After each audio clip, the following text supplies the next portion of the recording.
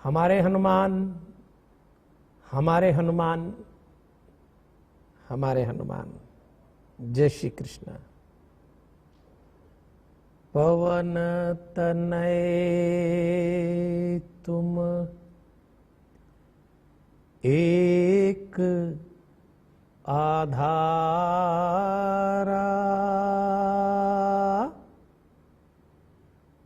कथा कहूँ मैं मति अनुसारा।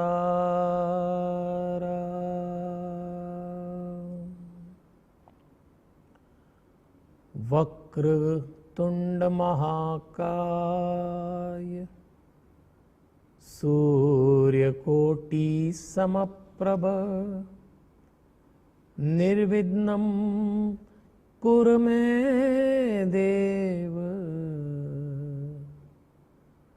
शुभ कार्येषु शुभ सर्वदा।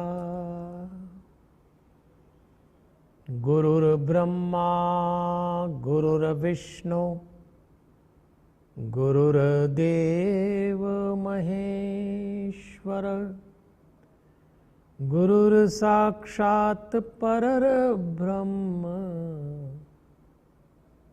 तस्मै श्री गुरुवे नमः। परम पिता परमेश्वर की बड़ी अनुग्रह भरी दृष्टि है और भगवान की असीम अनुकंपा है कि आज हम सब लोग हनुमत त्रिवेणी के तीसरे दिन हनुमान चालीसा के माध्यम से अपने जीवन के प्रबंधन को समझने के लिए, ठीक करने के लिए, संवारने के लिए इस अनूठे सत्र में बैठे हैं।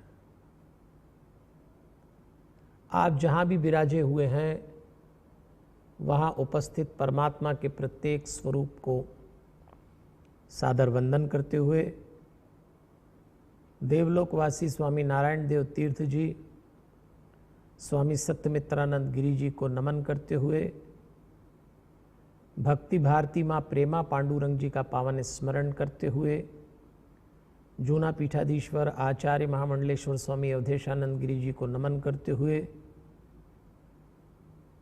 श्री रविशंकर महाराज रावतपुरा सरकार को नमन, परमधाम पधारे हुए पूज्य पिताजी वल्लभदास जी को वंदन और आप सबके भीतर बैठे हुए दिव्यात्मा को सादर प्रणाम करते हुए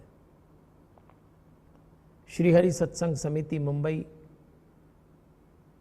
और उनके जो अनूठे प्रकल्प चल रहे हैं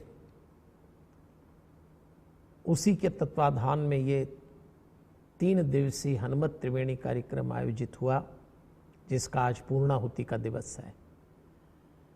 हमने विचार किया था कि हनुमान चालीसा में जो 43 पद हैं, तो पहले दिन हमने आरंभ के 2 दोहे, 13 चौपाइयाँ, कुल मिला के 15 पंक्तियों पे पदों पर बातचीत की और केंद्रीय विषय था शरीर।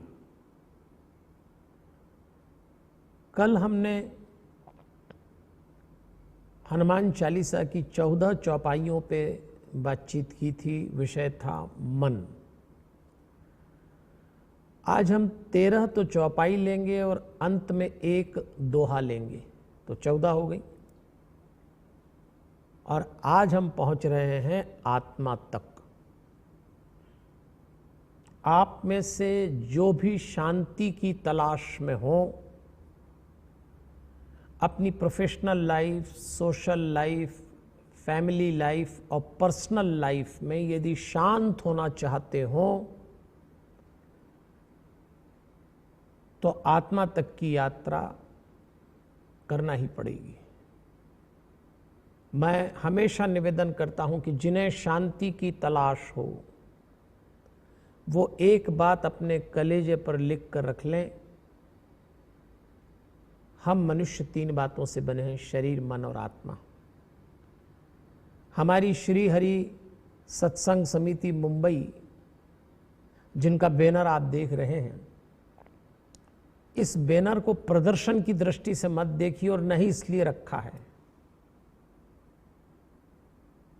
एकल अभियान, एकल परिवार का प्रदर्शन में नहीं, परिश्रम, पराक्रम, समर्पण, राष्ट्र सेवा, समाज सेवा, मानव सेवा में विश्वास है। क्या अद्भुत योजना है श्री हरि रथ दत्तक योजना, व्यास कथाकार दत्तक योजना, ग्राम दत्तक योजना। मैं तो आग्रह करूंगा आपसे, अगर आप इस अभियान से सीधे नहीं जुड़े हैं तो ये देखकर सारी सूचनाएं लीजिए। आपकी दान राशि से ही ये सत्कर्म, ये सेवा होती है। जुड़िए। और इसीलिए ये आयोजन किया गया है कि हनुमान जी के माध्यम से हम अपनी बात आप तक पहुंचाएं। हनुमान जी सेवा का प्रतीक हैं और श्री हरि सत्संग समिति मुंबई उसी सेवा को अपने हाथ में लेकर ऐसे अभियान में लगी है। आइए, आज अपने को आत्मा पर चलना है। आत्मा देखने का या दिखने का विषय नहीं, अनुभूति का विषय है। हम मनुष्यों के लिए एक बात समझने की है कि जीवन जीने की दो शैली है। एक तो आप व्यवहार से जी सकते हैं और दूसरा स्वभाव से जीना। व्यवहार से हम बाहर की दुनिया में सफलता अर्जित करने के लिए शैली अपनाते हैं। कहते हैं ना, बहुत व्यवहार कुशल है, उनका व्यवहार अच्छा है, और ये देह से होता है। और दूसरी शैली है स्वभाव में जीना। बहुत सारे लोग व्यवहार से जीते हैं और सफलता अर्जित कर लेते हैं,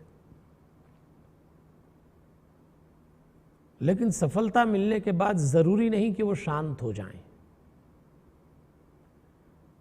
जितनी सफलता व्यवहार वाले ने अर्जित की है, उतनी सफलता वो व्यक्ति भी अर्जित करता है जो स्वभाव में जीता है। लेकिन उसको एक फायदा है, स्वभाव में जीने वाला सफल भी होता है और शांत भी हो जाता है। तो बहुत सारे लोग जीवन व्यवहार से शुरू करते हैं, स्वभाव पे समाप्त करते हैं। कुछ लोग स्वभाव से शुरू करते हैं, व्यवहार पे समाप्त करते हैं। लेकिन कोई ये दावा नहीं कर सकता कि मैं केवल व्यवहार आधारित जीवन शैली अपनाऊंगा या केवल स्वभाव आधारित। ये दोनों दावे गलत होंगे। केवल शब्द नहीं होगा, जीवन में व्यवहार और स्वभाव से जीने की जीवन शैली का संतुलन होना चाहिए। अति मत कर जाइएगा। तो आज जिन चौपाइयों को हम स्पर्श करेंगे, उसका उद्देश्य ये है कि हम स्वभाव में चलें, अपनी आत्मा के पास जाएं। क्योंकि स्वभाव में जीने का अर्थ होता है अपनी निजता में जीना। और जैसे ही आप अपनी आत्मा तक जाएंगे, आज हम पहुंचेंगे वहां, तो आपको समझ में आ जाएगा कि जीवन प्रबंधन के सूत्र हैं क्या। मैं तो जीवन प्रबंधन का छोटा सा विद्यार्थी हूं। आज की कथा में चलें तो जीवन प्रबंधन के सूत्रों को थोड़ा समझ लें,